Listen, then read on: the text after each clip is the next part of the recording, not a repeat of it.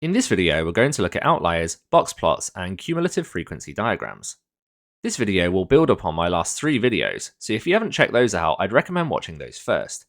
Additionally, this video will also build upon knowledge at GCSE on box plots and cumulative frequency diagrams, so I'm going to be assuming that you understand the content in these 2 videos as well.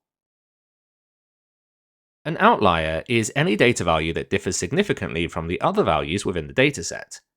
Outliers occur in many different real-life situations. Imagine we took some workers at a company and looked at their annual salaries. Most workers' salaries will be quite similar.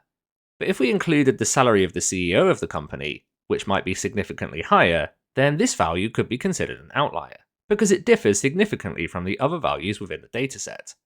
Another example might be if a teacher was recording the number of students that were late to school each day. Let's imagine that on Monday through Thursday, the values were roughly similar, but on Friday the number was significantly higher. This could be for a good reason. Perhaps on this Friday the school bus broke down, causing an unusually high number of students to be late to school. Or what if we looked at the 100-meter times on sports day? Most students might run a similar time, but it might just so happen that one student at this school is actually one of the best students in the whole country and runs a significantly faster time than most of the other students. Sometimes the presence of outliers in a dataset can be misleading. Imagine a water company wanted to know about the water usage of a household throughout a year. They might select a household and record the amount of water that they used, and the data could look something like this. It's quite clear here that the value for October is an outlier. It's significantly different to all of the other values. A possible explanation for this might be the family went on holiday during the October half term. Unfortunately, whilst they were away, one of the pipes in the house burst, causing a water leak.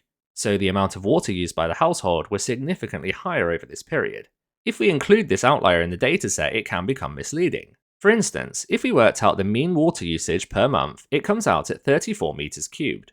This is actually at least double all of the other values. If instead we remove the outlier and then calculate the mean again, we get a much more reasonable value that represents the data better. Another reason that outliers occur is when data is recorded incorrectly. Imagine a university wanted to do a survey for their students. They asked them to fill in a survey and also include their age. One of the students was 19 years old, but they accidentally typed in their age the wrong way round as 91. Given the average age of a university student, this is likely to be an outlier. Another example could be if a tradesperson is logging all of the prices for all of their jobs during a year. If they had a job that cost £150, but they accidentally typed an extra zero on the end, so it said £1,500. This might be significantly more than they would charge for the average job and therefore be an outlier. In both of these examples, an outlier has been created in error, in which case we would actually want to remove or correct this value from the dataset. If an outlier exists that's either an error or is otherwise misleading, it's called an anomaly. The process of removing these anomalies from a dataset is known as cleaning the data. It's important to understand that we don't always remove all of the outliers. Some outliers are there for good reason, but if the outlier is misleading or in error, then we probably ought to clean the data. Let's have a look at an example of calculating if values are considered outliers. Take this set of data here, which might be the ages of students in an exam hall sitting an A-level maths paper. At first glance, you might suspect that 14 and 29 would be outliers here. But we need a more rigorous way of defining if a value is an outlier. How would we otherwise know where to stop? For example, if 14 is an outlier, would 15 have been? Where do you draw the line? One way that we can use to determine if values are an outlier is if it's greater than Q3 plus 1.5 lots of Q3 subtract Q1. Or, if it's less than Q1, subtract 1.5 lots of Q3, subtract Q1. In these calculations, Q3 subtract Q1 is just the interquartile range, since it's the difference between the upper and lower quartiles. And of course Q3 is the upper quartile, and Q1 is the lower quartile. So we're looking for any values that are either 1.5 lots of the interquartile range above the upper quartile, or 1.5 lots of the interquartile range below the lower quartile. Using this definition, we can test if 14 and 29 are indeed outliers. The first thing we want to do is work out the quartiles. Since there are 20 bits of data here, we could do 20 divided by 4, which is 5, and since this is an integer, we add on 0.5, and this will tell us the lower quartile is in the 5.5th position. That's between the 5th and the 6th numbers, and since both the 5th and the 6th numbers are 17, the lower quartile is 17. Next, if we find the upper quartile, we do 3/4 of 20, which is 15. Once again, that's an integer, so we add the 0.5. So the upper quartile is in the 15.5th position. That's in between the 15th and 16th number, and both of those are 18, so the upper quartile must be 18. Now that we have these quartiles, we can substitute these back into the formulas. We'll start with this one. So if we substitute the Q3s for 18, and the Q1 for 17, and if we type this into the calculator, we end up with 19.5. In the second one, if we substitute Q3 for 18 and Q1 for 17, we end up with 15.5. So we're going to define outliers as anything that's greater than 19.5 or less than 15.5. That would mean that 29 is indeed an outlier, and so is 14. So we could say that 14 and 29 are outliers. For a question like this, you'll be given the rule for the outliers in the exam, and it's not always going to be 1.5 lots of the interquartile range. It depends on the value you're given in the question, although 1.5 does seem to be the most commonly used value. Another way of defining if a value is an outlier is if it's greater than x bar plus 2 sigma or less than x bar subtract 2 sigma, where x bar is the mean and sigma is the standard deviation. Let's use these to test if 14 and 29 are still considered outliers with this definition. We need to work out the mean and standard deviation, and you could do this by typing these numbers into your calculator in the statistics mode. If you enter all of these values, you'll find that the mean is 18.1 and the standard deviation is 2.68 and so on. So if we substitute these into the formula, the mean is 18.1 and the standard deviation is 2.68 and so on. If we work these out, we find that the values are 23.46 and so on, and 12.73 and so on. So we're looking for any values that are greater than 23.46 or less than 12.73. This time 29 is an outlier, but 14 isn't because it's greater than 12.73. So using this definition for outliers, only 29 is an outlier. Let's have a look at an exam-style question where we test for outliers. Here's some data about the test scores of some students. Question A says, using the definition of outliers to be greater than the upper quartile plus 1.5 lots of the interquartile range, or less than the lower quartile subtract 1.5 lots of the interquartile range, identify any outliers in the dataset. If you want to, pause the video and give this one a try yourself. For this dataset, we have 11 values, so for the lower quartile, we'll do 11 divided by 4, which is 2.75. This is not an integer, so we'll round this up to 3, so Q1 is in the third position. That's the number 61.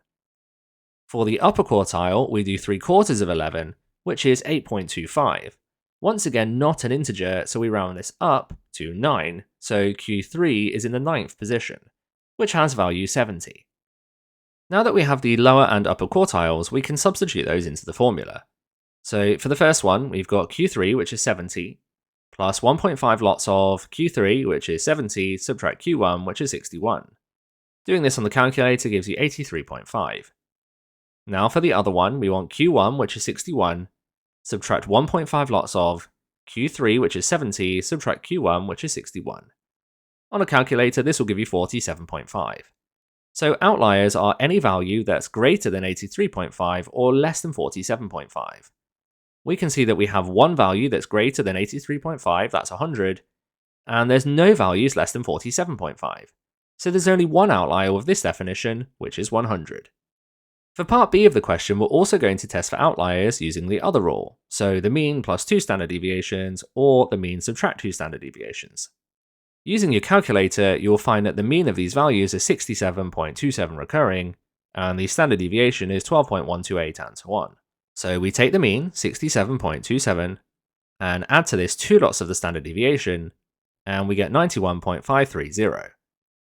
If we also do the mean subtract 2 lots of the standard deviation, we get 43.015. So outliers are any values greater than 91.530, which would be 100, or any values less than 43.015, which we don't have any. So once again, 100 is the only outlier. In part C of the question, we find out that the student that scored 100% actually cheated in the test. We're asked to clean the data and recheck for outliers using both of the methods. So if this student that scored 100 has cheated and we're going to clean the data, we're going to remove their value from the data. We now only have 10 values and we're going to recheck for outliers using both of those definitions. So let's work out the quartiles once again. There are now only 10 pieces of data, so we do 10 divided by 4 for the lower quartile, which is 2.5. Since this is not an integer, we will round up to 3. So Q1 is in the third position, which is 61. For the upper quartile, we do 3/4 of 10, which is 7.5, also not an integer, so we round up, so the upper quartile is in the 8th position, which is 69. Now we take these values and substitute those into the formulas, so we have Q3, which is 69, plus 1.5 lots of the interquartile range, which is Q3, 69, subtract Q1, 61. On a calculator, this gives you 81. We also need to do the lower quartile, 61, subtract 1.5 lots of Q3, 69, subtract Q1, 61. This will give you 49. So outliers are any values greater than 81, and there are none of those, or less than 49, and there is one this time, it's 48. So in this situation, 48 is an outlier. Let's also recheck with the other definition. If you use your calculator to work out the mean and standard deviation of these 10 values, you'll end up with 64 for the mean, and 6.63 and so on for the standard deviation. So if we take the mean, 64, and add 2 lots of the standard deviation, we end up with 77.266, and if we do the mean, 64, subtract 2 lots of the standard deviation, we end up with 50.733. So outliers will be any values greater than 77.266, and there are none of those, or less than 50.733, and there is one of those, it's 48. So we would say that 48 is an outlier. Next we're going to have a look at box plots. Let's take this data here, which is the number of emails received each day by an employee at a company. And we're going to draw a box plot to represent this data. To draw a box plot, we need to draw on vertical lines at 5 different values. The lowest value, which is 2, the greatest value, which is 47, the lower quartile, which for this data is 17, the median, which is 20, and the upper quartile, which is 26. We then connect together the lower quartile, median, and upper quartile to form the box, and then we connect this box to the least and greatest values. Now this is how you would have drawn a box plot at GCSE, but there are some things that you now know about outliers that we can include onto this diagram. Let's check this data to see if any of the values are outliers.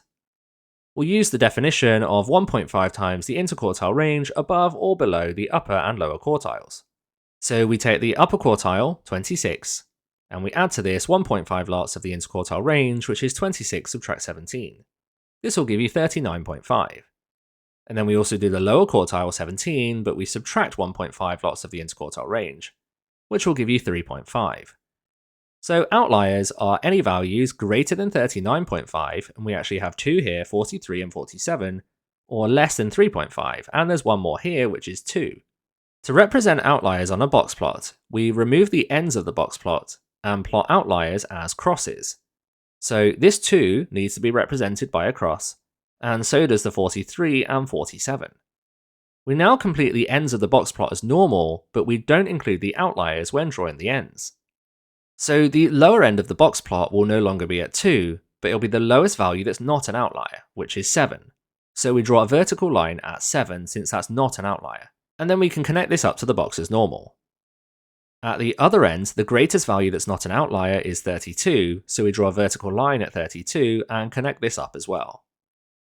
So the box for the box plot now only includes values that are not outliers, but the outliers are still indicated on the diagram using crosses.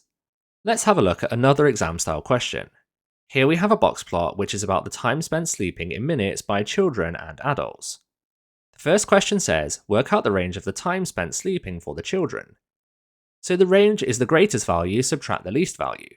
A common wrong answer here would be to look at this value here as the greatest, but that's not the greatest value recorded.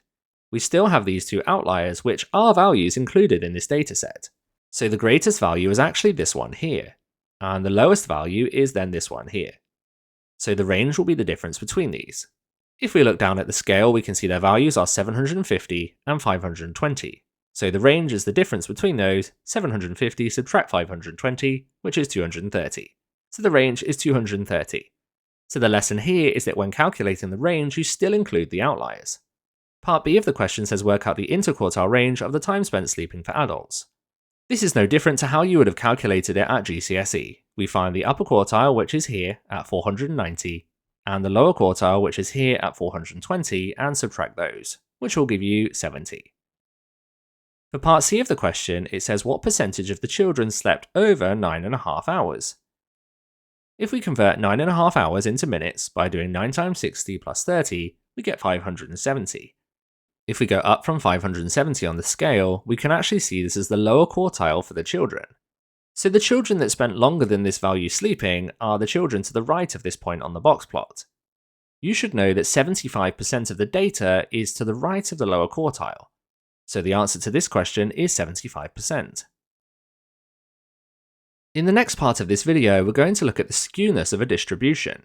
You should note that if your exam board is AQA, this is required. If your exam board is Edexcel, it's not required, but it is useful to know. Let's imagine we were looking at some data, which was the resting heart rate of some adults. When looking at resting heart rates, most people's values are somewhere around the middle. There are some people though with slightly lower or slightly higher resting heart rates, and as we move out, there are even fewer people that have very low or very high resting heart rates. We say that this distribution is symmetrical because you could imagine drawing a mirror line down the middle, and it would look roughly the same on the left side as it does on the right side. Not all distributions are symmetrical though. Imagine we looked at the distribution of the ages when people pass their driving test.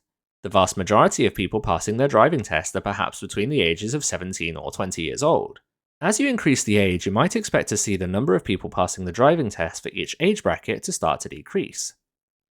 It gives a distribution that's sort of shifted over to the left-hand side. We call this distribution positively skewed.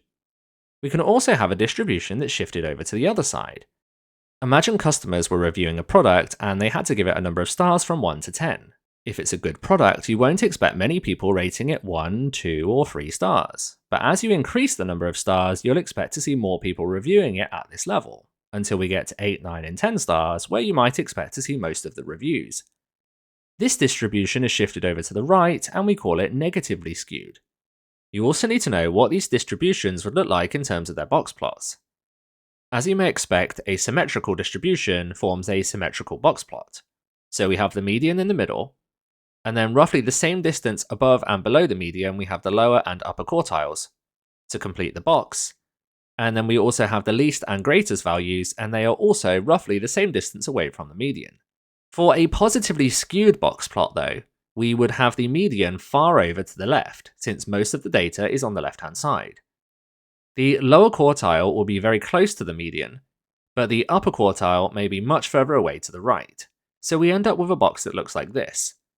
We then have the lowest value, which is also very close to the lower quartile, and the greatest value would be much further across to the right-hand side. You can expect the opposite situation if we have a negative skew. The median will be far over to the right, and close to this will be the upper quartile, but the lower quartile will be further over to the left. This forms the box, and then we have the greatest value quite close to the upper quartile, and the least value a bit further away from the lower quartile. You need to be able to recognize these shapes and comment on their skew. Let's take a closer look at the box plots for positive and negative skew. On the positive skew, notice that this difference here is much bigger than this difference here.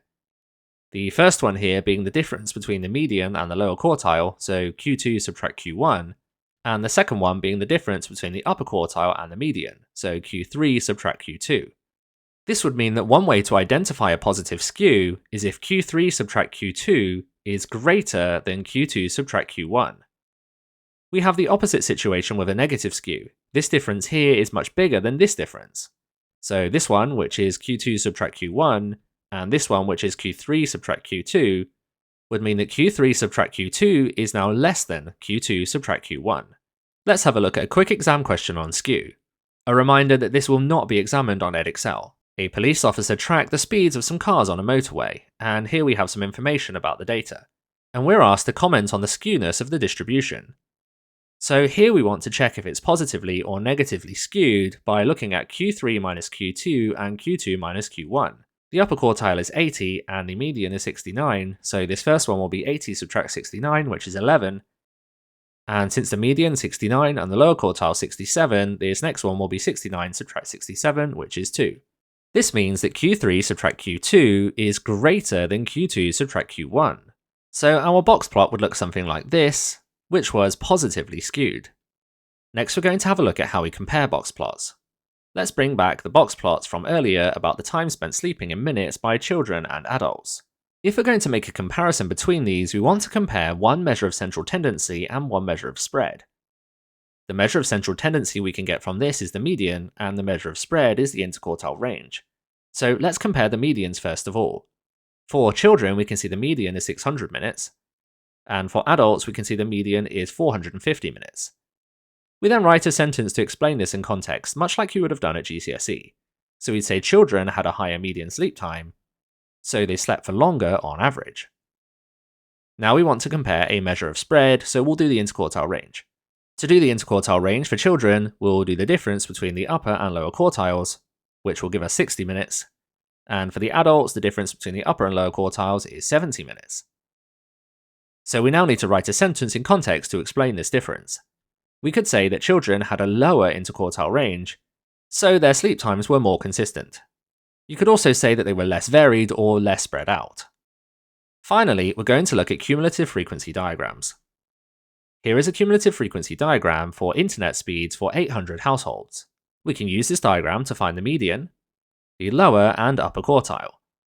The median is located at the middle, and since there are 800 pieces of data, we can half 800 to get 400, so we go across from 400 and down and read off this value. So the median would be 360. For the lower quartile, we do 800 divided by 4, which is 200, go across and down and read off this value, which is 300. For the upper quartile, we do 3/4 of 800, which is 600, we go across and down and read off this value at 430. You should remember this from GCSE. In a previous video though, we learnt about percentiles, and you can calculate these from cumulative frequency diagrams as well. Let's calculate P30. This will be the internet speed 30% of the way through our data. So if there are 800 households, we do 30% of 800, which will be 0.3 times 800, which is 240. So we're looking for the 240th value. So we go to 240, across and down, and read this off, and that's around 320. We could also do the 85th percentile. So we'd find 85% of 800, which is 680, go across from here and down and read off the value. This one's about 480. You can even do the interpercentile ranges. So let's work out the 10th to 90th interpercentile range. To do this, we'll need to work out P10 and P90. To do P10, we work out 10% of 800, which is 80, and then we read off this value, so from 80 across and down, and this is about 250. And for P90, we do 90% of 800, which is 720. We go across from 720 and down, and this value is 520. So the 10th to 90th interpercentile range will be P90 subtract P10, which is 520 subtract 250, which is 270. Thank you for watching this video, I hope you found it useful. Check out the video I think you should watch next, subscribe so you don't miss out on future videos, and why not try the exam questions in this video's description.